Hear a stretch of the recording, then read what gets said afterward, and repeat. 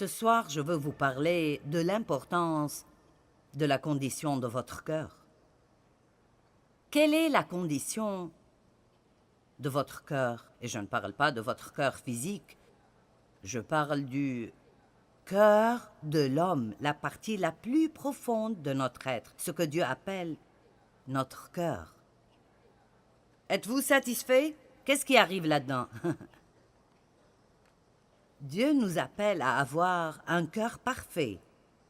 Et le mot parfait peut être très effrayant pour nous, mais je ne crois pas que, tant que nous sommes dans un corps humain, nous aurons un jour un comportement parfait. Mais je crois que nous pouvons avoir un cœur parfait.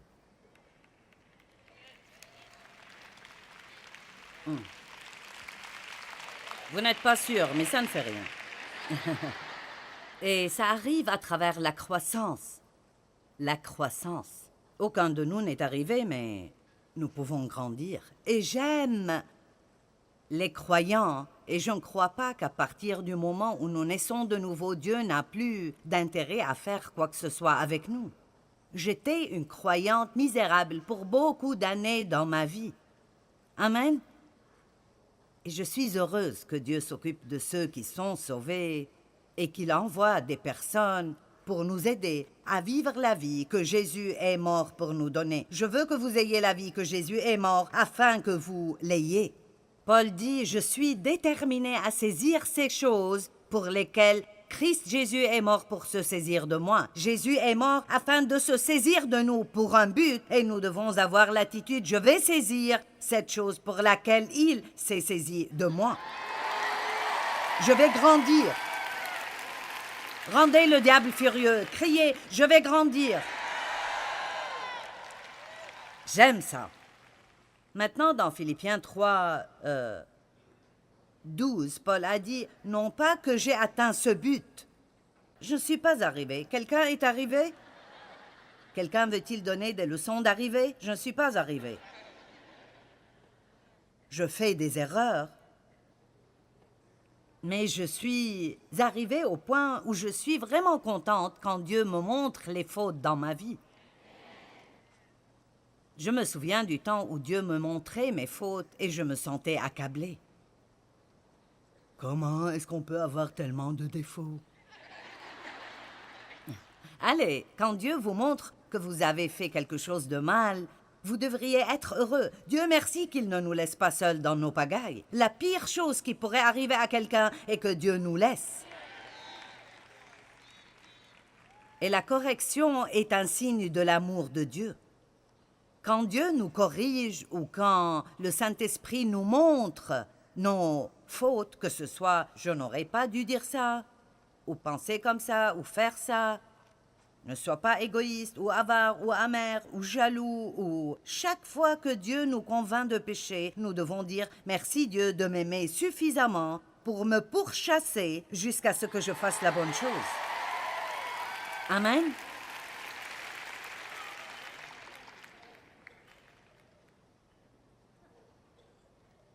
Paul dit « Je n'ai pas encore atteint cet idéal ni atteint la perfection. » Mais je cours pour tâcher de m'en emparer et de le saisir, puisque de moi aussi Jésus-Christ le Messie s'est emparé. Éphésiens 4,15 dit que nous devons grandir à tous égards et en toutes choses dans la vérité. Que vos vies expriment la vérité à tous égards, en disant la vérité, en traitant équitablement et vivant véritablement. Dans l'amour, nous grandirons. Nous grandirons à tous égards et à tout point de vue vers celui qui est la tête, Christ, le Messie. Ceci est la vérité. La parole de Dieu est la vérité. Nous allons parler un peu plus le matin à propos de certaines choses insensées dans le monde aujourd'hui, notamment qu'il n'y a pas de vérité absolue. Il y a la vérité relative, mais pas la vérité absolue. La vérité n'est pas tout un tas de choses, dépendamment de ce que tout le monde pense. La nature et la vérité signifient qu'il n'y a qu'une vérité. Amen. Et qui allons-nous croire si nous ne voulons pas croire Dieu? Est-ce qu'il y a vraiment quelque chose de mieux sur lequel vous voulez baser votre vie? Non. Vous devriez être sûr. Non. Absolument pas. 1 Pierre 2, en commençant par le verset 1. J'ai tout un tas de versets ici. Débarrassez-vous donc de toute trace de méchanceté. Pas même un peu, même un tout petit peu. Débarrassez-vous de toute trace de méchanceté et malfaisance, et de toute ruse et hypocrisie, tout mensonge et tromperie, et de toute envie, jalousie et médisance. Je vous le dis, la jalousie me touche de temps en temps. Et je dois dire, Dieu, je ne vais pas me soumettre à ça.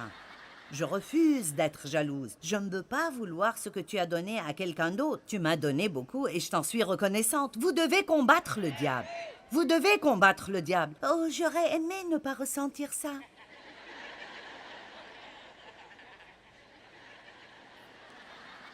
Le royaume de Dieu souffre de violence et le violent le prend par la force. Amen. Et débarrassez-vous de toute médisance, toute sorte de malice, comme des enfants nouvellement nés, désirez et aspirez au lait spirituel pur et non frelaté de la parole, afin que par lui vous croissiez pour le salut complet. Je me souviens de quand le Seigneur m'a dit une fois, « Il est temps que ta bouche soit sauvée. »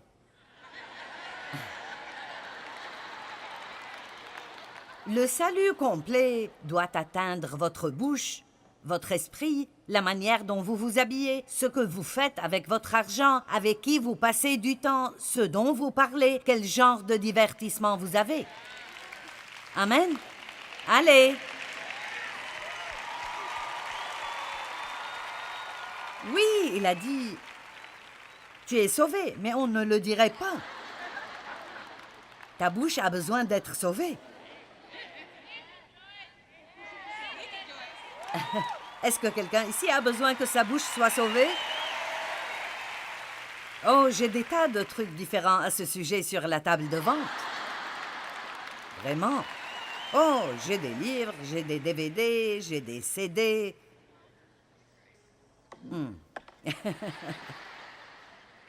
Grandissez. Verset 3. Puisque vous avez déjà goûté à la bonté du Seigneur. J'aurais aimé que le verset 3 soit au début parce que je pense que c'est l'intention ici. Et si nous le lisions comme « Puisque vous avez déjà goûté à la bonté de Dieu, débarrassez-vous donc de toute trace de méchanceté, de toute ruse et hypocrisie, et de toute jalousie et médisance, et comme des enfants nouvellement nés, désirez et aspirez au lait spirituel pur et non frelaté de la parole. » Comment pouvons-nous voir la bonté de Dieu et ce qu'il a fait pour nous et ne pas vouloir être meilleurs? Je veux être meilleur parce que j'aime Jésus. Je n'ai pas à essayer d'être meilleur tous les jours afin d'aller au ciel. Mon salut est basé sur ma foi. Mais si vous avez une vraie foi, si la foi est réelle, si nous sommes vraiment nés de nouveau, si Dieu vit vraiment en nous, alors nous ne pouvons absolument pas rester les mêmes. Ce n'est pas possible de naître de nouveau et ne jamais changer. Ce n'est pas possible. Vous comportez-vous mieux que vous ne le faisiez l'année passée? Bien sûr. J'étais ici en 2012. Vous comportez-vous mieux que depuis la dernière fois où j'étais ici? Nous croissons. Oh mon Dieu, mon mari pourrait venir ici et vous dire combien j'ai grandi. Merci Seigneur. En 48 ans, il a été marié à 20 femmes différentes. Je n'arrête pas de changer. Nul ne sait avec qui il sera marié l'année prochaine. Joyce Meyer, version numéro 42.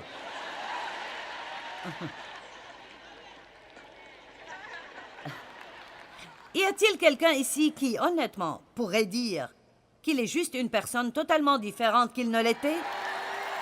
Maintenant, regardez autour de vous. Nous ne sommes pas tous fous et nous ne sommes pas tous menteurs. Il y a donc quelque chose de merveilleux dans la parole qui change les gens.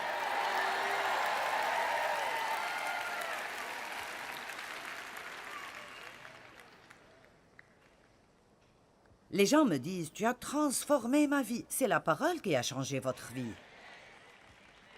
Nous t'aimons. Ce que vous aimez, c'est la parole.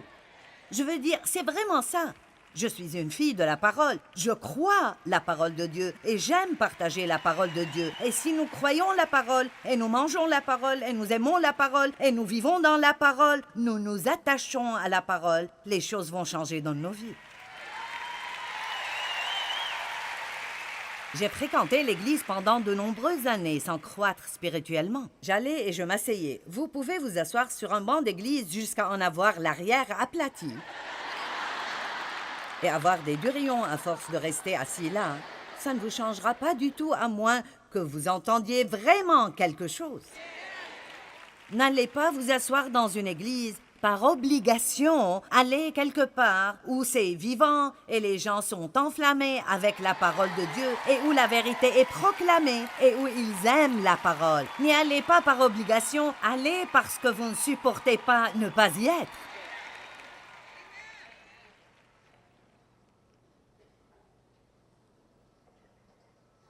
Eh bien, si je quitte, ma grand-mère sera fâchée. Je sais, ma grand-mère s'est fâchée de moi aussi.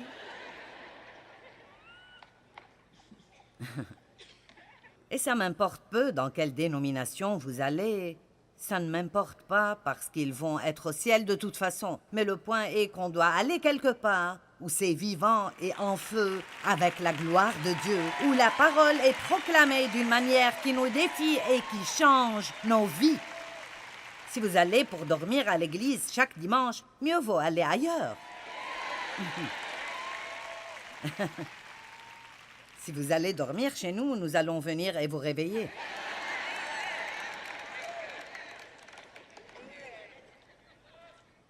Oui, Jésus. Bien, maintenant, voici un de mes endroits favoris dans les Écritures. Hébreux 5, 12. Alors que vous devriez, depuis le temps, être des maîtres, vous avez de nouveaux besoins qu'on vous enseigne les premiers éléments de la parole de Dieu, à avoir besoin, non pas de nourriture solide, mais de lait. Juste comme les bébés, ils commencent avec le lait. Et le but est qu'ils arrivent à la viande et aux légumes. Amen. Éventuellement, le biberon, les couches et la tétine doivent disparaître. Pour chaque personne qui continue à se nourrir de lait, et nous parlons là du lait de la parole et de la viande de la parole, c'est comme il y a des messages et il y a des messages. Amen. Je veux dire, je m'apprête à enseigner des messages l'année prochaine sur le feu de Dieu.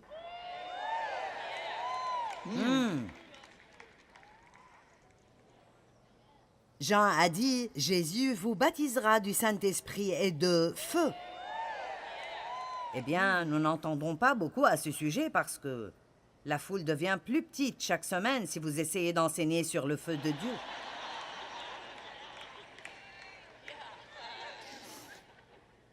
Et donc, c'est bien d'encourager les gens et d'édifier les gens et de leur dire combien Dieu les aime et combien ils sont gentils et combien ils sont loin et toutes les bonnes choses que Dieu va faire dans leur vie. Nous avons besoin de ça. Mais nous avons besoin de plus que ça. Nous devons avoir plus que ça. Et Paul a dit, il ne pouvait pas donner à beaucoup d'entre eux la viande de la parole. Il devait continuer à leur donner du lait. Maintenant, voilà pourquoi j'aime tellement cette écriture. Quiconque, verset 13, quiconque en est encore au lait, n'a certainement pas encore l'expérience de la parole de justice. En d'autres termes, ils ne savaient pas qui ils étaient en Christ. Ils étaient insécurisés. Ils ne tiraient pas leur valeur du fait d'être la justice de Dieu en Christ, et chaque fois qu'il y avait une parole forte qui confrontait leur comportement, ça les rendait de plus en plus insécurisés, et donc Paul a dû continuer à essayer de les amener à se sentir bien.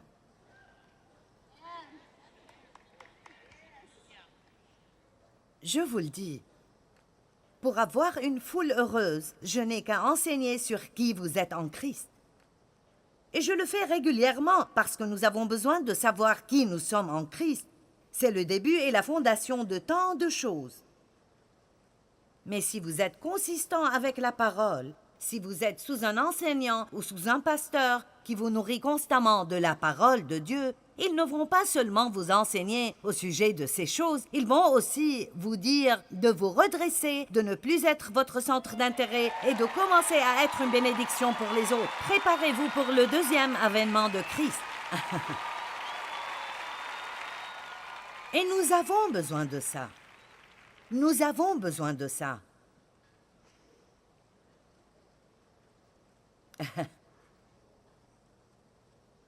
Si quelqu'un me dit « Que penses-tu être le plus grand problème dans l'Église ?»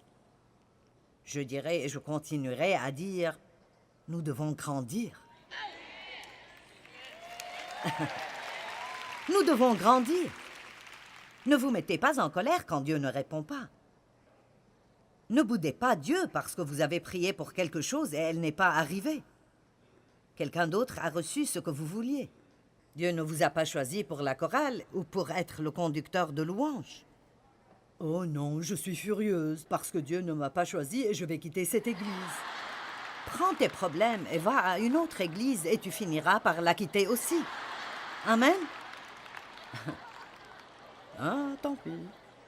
Combien d'entre vous pensent qu'il est temps d'en finir avec nos petits moi-même?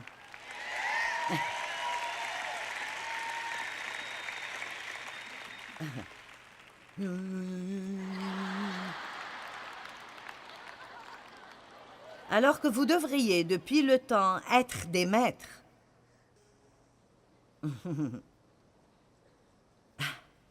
Combien de fois devra-t-on entendre la même chose? Et nous avons tous besoin d'entendre la même chose encore et encore pour nous en rappeler. Mais je pense que Dieu essaye de nous dire, il est temps d'avancer. Il est temps d'avancer. Il est temps d'avancer. Verset 14, « Mais la nourriture solide est pour les adultes qui, par l'usage, ont les sens exercés au discernement du bien et du mal. » Le chapitre 6, verset 1 dit aussi, « Laissant le commencement de la parole du Christ, tendons vers l'accomplissement. » Allez, j'aimerais... Quand je fais un enseignement sur le don, si les gens applaudissaient et se réjouissaient et...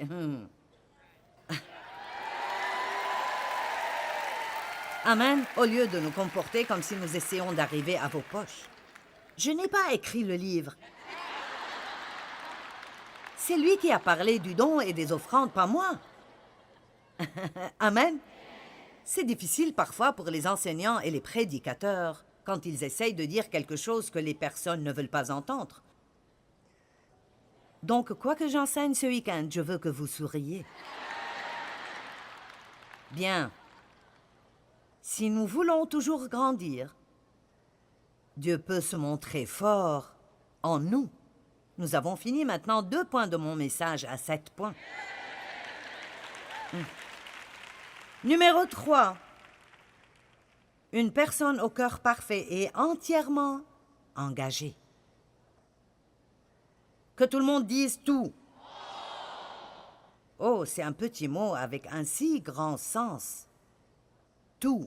Vous aimerez le Seigneur votre Dieu de tout votre cœur, de toute votre âme, de tout votre esprit. Tout. Et vous devez remercier pour toute chose en tout temps.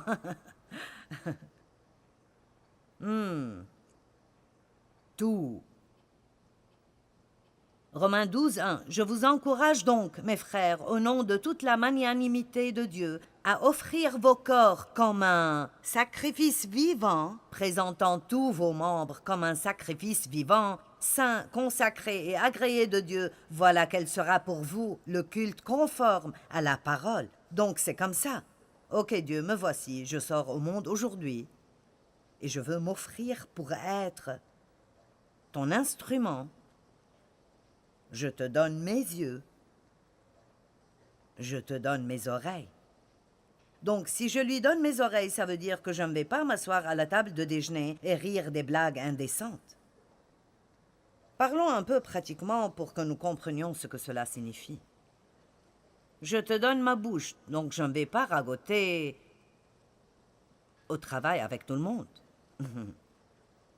Je ne vais pas rouspéter et me plaindre de petites nuisances.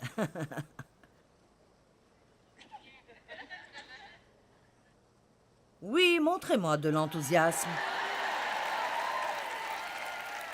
Maintenant, vous pensez, oh mon Dieu, maintenant quelque chose doit changer.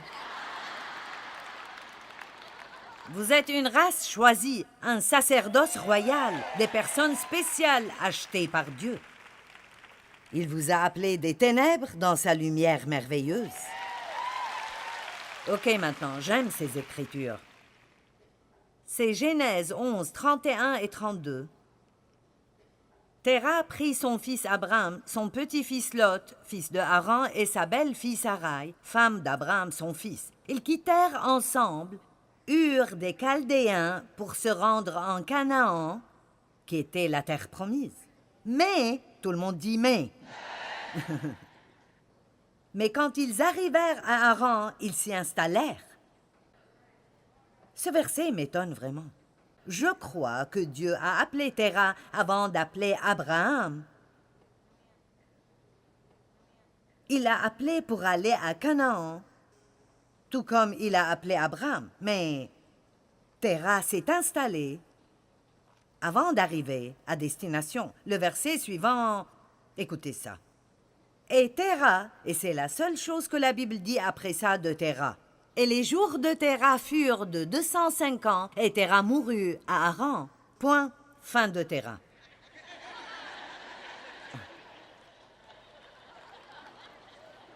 Quand vous vous installez à mi-chemin entre où vous étiez et où Dieu veut que vous soyez, allez, il nous a appelés à sortir pour nous faire entrer. Il nous a appelés hors de l'esclavage pour nous donner les promesses complètes de Dieu.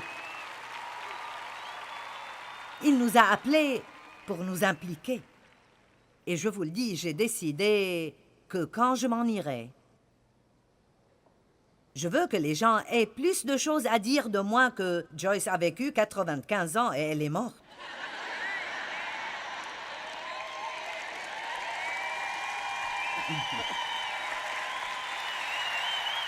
Je ne veux pas que ce soit ce que je laisse après moi. Et Joyce a vécu 95 ans et elle est morte. Non. Et Joyce a écrit 150 livres et nous continuons à les lire. Et nous devrions tous avoir ce genre de témoignage, non pas simplement vivoter ici et ne pas laisser de marque, et où la moitié des gens que vous connaissez seront contents quand vous partirez. Vivez, laissez une marque, rendez le diable furieux et soyez tout ce que Dieu veut que vous soyez et dites « Je ne vais pas m'installer. Je ne vais pas m'installer. » Amen. Eh bien, gardez en tête que l'état du cœur est important. Avoir un cœur parfait ne veut pas dire que notre comportement est parfait. Une bonne caractéristique d'un cœur parfait est un désir de grandir spirituellement. Quand vous faites cela, vous pouvez vous attendre à ce que Dieu se montre vraiment puissamment en vous.